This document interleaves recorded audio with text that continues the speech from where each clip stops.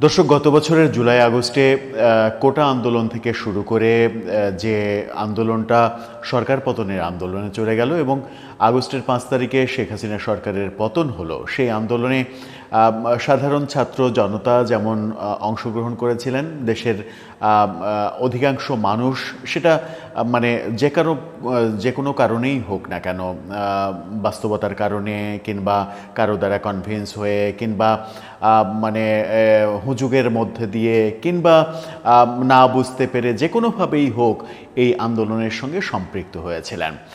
সেই আন্দোলনের সঙ্গে সম্পৃক্ত অনেকের গত এক বছরে, গত 13-14 মাসে একেবারে রিভার্স অবস্থান কিংবা রিভার্স মন্তব্যও আমরা লক্ষ্য করেছি, যেটা নিয়ে প্রচুর ট্রল হয়েছে। বিশেষ করে আওয়ামী লীগের লোকজন সেগুলো নিয়ে অনেক বেশি ট্রল করেছে। যারা আন্দোলনে সক্রিয় ছিলেন, নানাভাবে একেবারে প্রথম সারিতে ছিলেন, তাদের মধ্যে অনেকে যখন বর্তমান সরকারের নানা ধরনের কর্মকাণ্ড, এনসিপির নানা ধরনের বিতর্কিত কর্মকাণ্ড, বৈষম্যবিরোধী আন্দোলনের স্টেক হোল্ডারদের, এই ছাত্রদের নানা ধরনের বিতর্কে জড়িয়ে পড়া, নানা কিছুতে তাদের যখন ভিন্ন মত এবং এক ধরনের হতাশা প্রকাশ করতে দেখা গেছে কাউকে কাউকে, তখন সেগুলো নিয়ে ট্রল হয়েছে। এবং সবথেকে বেশি ট্রল বোধহয় হয়েছে সাংস্কৃতিক অঙ্গনের কয়েকজনকে নিয়ে। সাংস্কৃতিক অঙ্গনের অনেকেই সেই আন্দোলনে নিজেদেরকে যুক্ত করেছিলেন। বৃষ্টিতে ভিজে অভিনেত্রী বাঁধনের সেই চিৎকার, সরকার বিরোধী তার অবস্থান এবং কান্নাকাটি, সেগুলো তখন প্রচণ্ড আলোচনার জন্ম দিয়েছিল। সেই বাঁধনকে নিয়ে ইদানিং দেখে অনেক বেশি ট্রল। তিনি এখন সরকারের বিভিন্ন কর্মকাণ্ডে হতাশা ব্যক্ত করছেন তখন সেগুলো নিয়ে ট্রল হচ্ছে। আওয়ামী লীগের লোকজন সেগুলো নিয়ে ট্রল করছে। আবার অনেককেই দেখা যাচ্ছে যে তাদের আগের অবস্থান, এমনও অনেকে আছেন যে তারা বলছেন যে আগের অবস্থান, গত বছরের অবস্থান ভুল ছিল,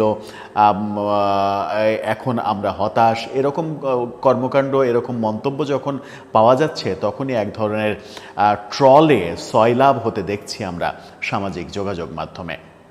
সেই আন্দোলনে একেবারে তরুণ প্রজন্মের নবীনই বলা যায়, নবীন তারকা।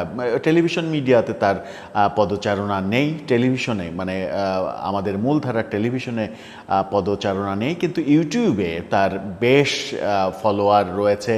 ফেসবুকে প্রায় 1.4 মিলিয়ন ফলোয়ার তার।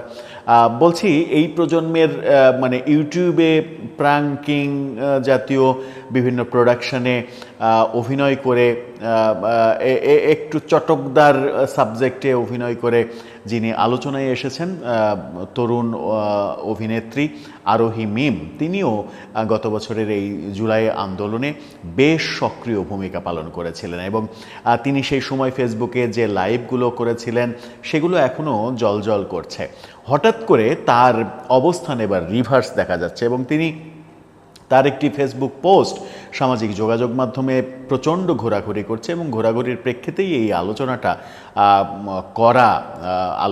নিয়ে আসা। সেটা হচ্ছে, তিনি যে পোস্টটা করেছেন সেই পোস্টে দেখা যাচ্ছে তিনি তার ওই সময়ের আন্দোলন, তার কর্মকাণ্ড, এগুলোর জন্য ক্ষমা চাইছেন এবং কেউ যেন তার ক্ষতি না করে সেই জন্য আবেদন জানাচ্ছেন। হঠাৎ করে তিনি আগের অবস্থান থেকে সরে আসলেন কেন তাকে ক্ষমা চাইতে হবে, কেন অন্যরা যেন ক্ষতি না করে সেই রিকোয়েস্ট করতে হবে, কি এমন পরিস্থিতি হলো? পরিস্থিতি কি উল্টে গেল? পরিস্থিতি কি পাল্টে যাচ্ছে?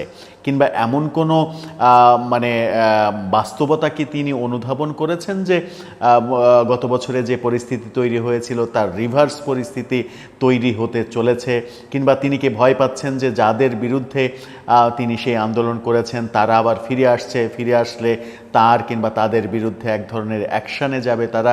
এরকম পরিস্থিতি যদি সত্যিই হয়ে থাকে তাহলে সেটা খুবই দুঃখজনক, খুবই আতঙ্কের একটা ব্যাপার।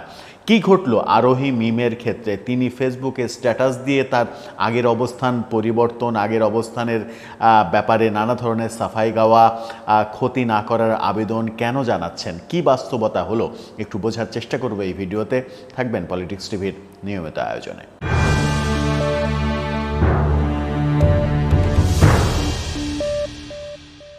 দর্শক, বলছিলাম তরুণ অভিনেত্রী আরোহী মিমের কথা। মূলত ইউটিউব কেন্দ্রিক প্রাঙ্কিং চ্যানেল কিংবা এই জাতীয় বেশ কিছু কাজ করে এই জেনারেশনের তরুণ তরুণীদের বেশ প্রিয় মুখে পরিণত হয়েছেন বিগত কয়েক বছর ধরে।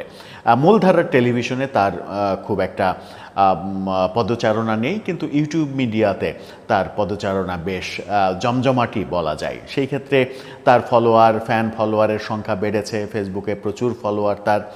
সেই কারণে আলোচনারও একজন সাবজেক্ট তিনি।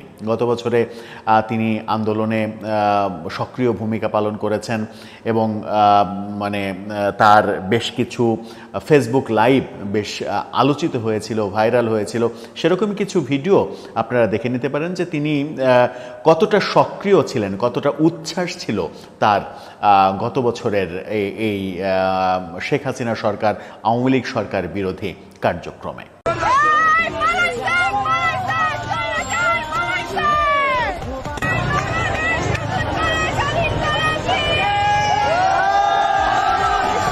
আরোহী মিমকে আমরা গণভবনের যে দৃশ্য, সেই গণভবনের দৃশ্যেও দেখেছি। অর্থাৎ সেই সময় তিনি স্বতঃস্ফূর্ত ছিলেন।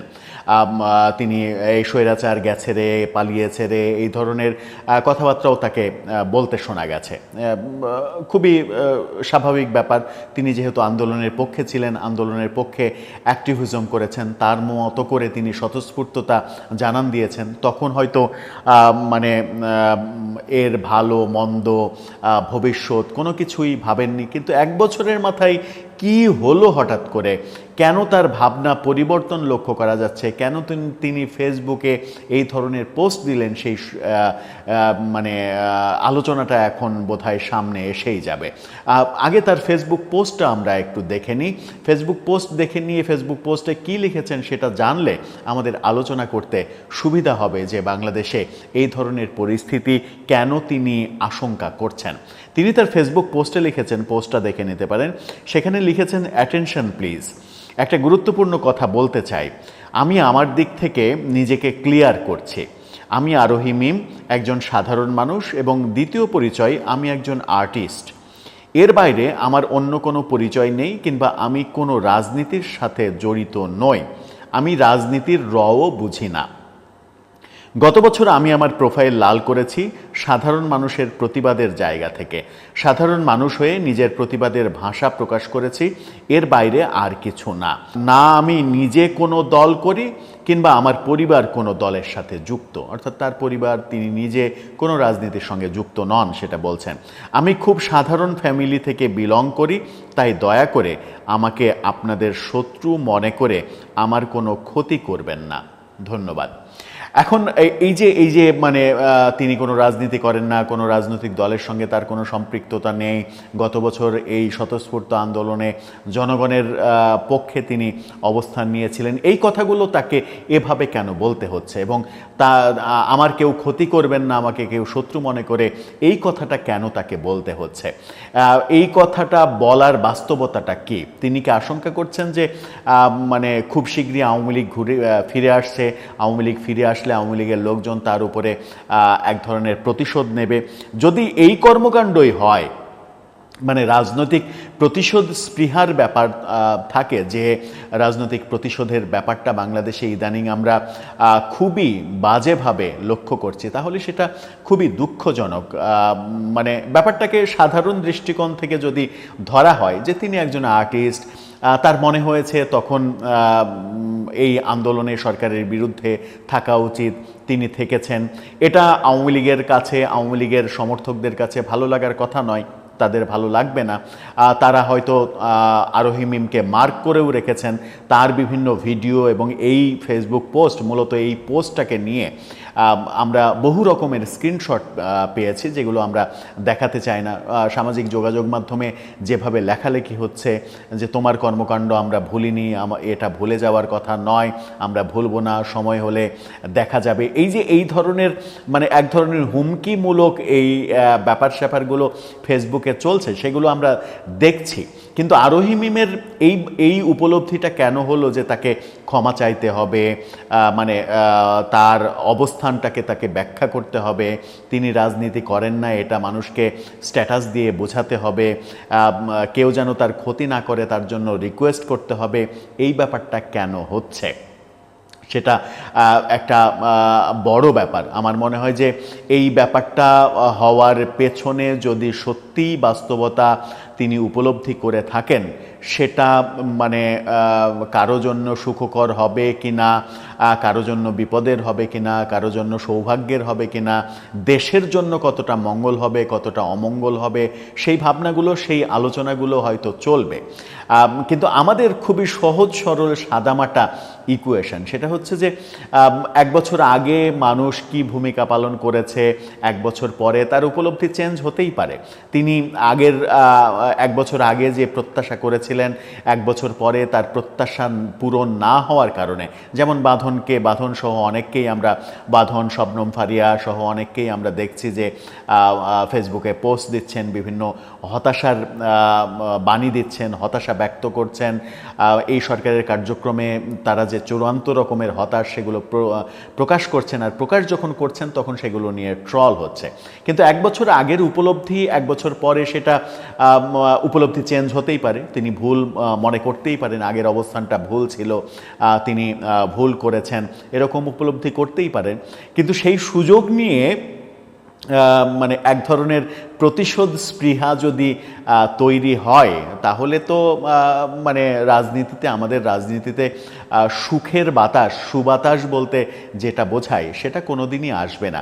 ধরুন আজকে গত বছর যারা জুলাই আগস্ট আন্দোলন করেছিল, সরকার পতন করেছিল, যারা গণভবন ভাঙচুর করেছিল, যারা সংসদে গিয়ে সিগারেট ধরিয়েছিল, যারা সংসদে লুটপাট করেছিল, গণভবনে লুটপাট করেছিল, কিংবা অতি উৎসাহী হয়ে বঙ্গবন্ধুর বাড়ি পর্যন্ত ভাঙার মিশনে গিয়েছিল, তারা মানে তাদের সেই কর্মকাণ্ডগুলো পরিপ্রেক্ষিতে বাস্তবতা চেঞ্জ হলে, সময় চেঞ্জ হলে, কিংবা ক্ষমতা চেঞ্জ হলে ব্যাপারটা যদি এরকম হয় যে যারা তখন ওই কাজগুলো করেছে, যারা তখন আন্দোলন করেছে, তাদেরকে এবার ধরে মারো, তাদের উপরে প্রতিশোধ নাও, তাহলে তো মানে কি বলবো, রাজনীতিতে একই হয়ে গেল, রাজনীতির গুণগত মানের কোনো পরিবর্তন হলো না। আমার মনে হয় যে দুইটা কথা এখানে, সেটা হচ্ছে যে আওয়ামী লীগ যদি ফিরেও আসে তবুও তাদের এই প্রতিশোধ পরায়ণতা কিংবা প্রতিশোধের নেশা,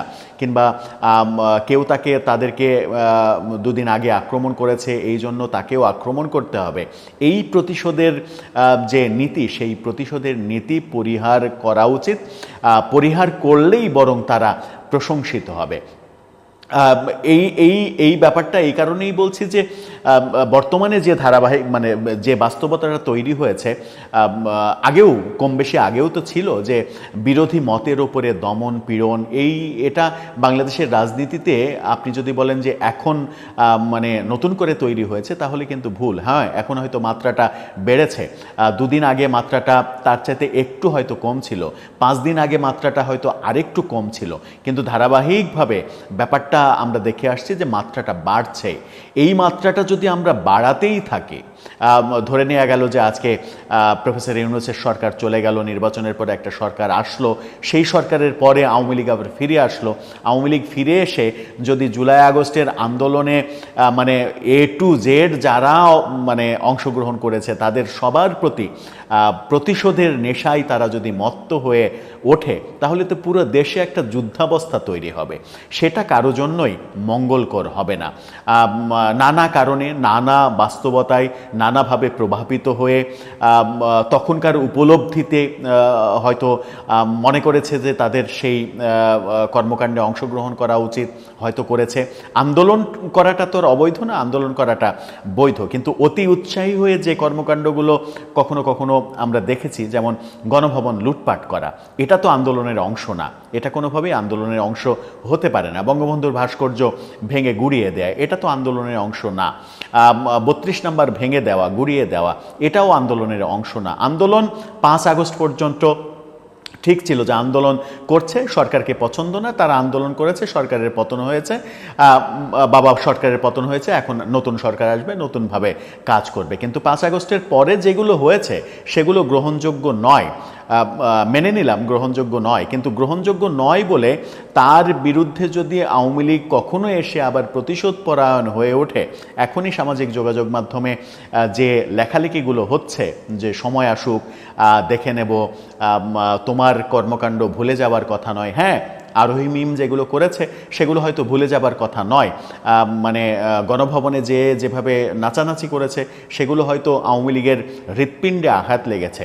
কিন্তু যত আঘাতই লাগুক না কেন, আপনি যদি প্রতিশোধের রাজনীতি বাদ দিতে না পারেন, প্রতিশোধের রাজনীতি থেকে নিজেদেরকে বিরত করতে না পারেন, তাহলে রাজনৈতিক যে শিষ্টাচার, রাজনীতিতে যে মহান হওয়া, রাজনীতিতে যে বড় হওয়ার কৃষ্টি, সেই কৃষ্টিটা আপনি তৈরি করতে পারবেন না, সেই কৃষ্টির অনুসারীও হতে পারবেন না। আমার মনে হয় যে বাংলাদেশ থেকে নট অনলি আওয়ামী লীগ, যে দলই হোক, এই যে প্রতিশোধ নেয়া, এই প্রতিশোধ নেয়ার রাজনীতি থেকে কিংবা বিরোধী মতকে দমন করা, নির্যাতন করা, যাচ্ছে তাইভাবে যা ইচ্ছা তাই করা, এই যে টেন্ডেন্সি তৈরি হয়েছে বাংলাদেশের রাজনীতিতে, সেখান থেকে আমাদের মুক্তিটা খুব প্রয়োজন। কারণ আমরা আমাদের প্ল্যাটফর্ম থেকে বারবারই বলে আসছি যে রাজনৈতিক ধারা তৈরি করা হচ্ছে, যে হিংসার চাষাবাদ করা হচ্ছে, যেভাবে বিরোধী মতকে দমন করার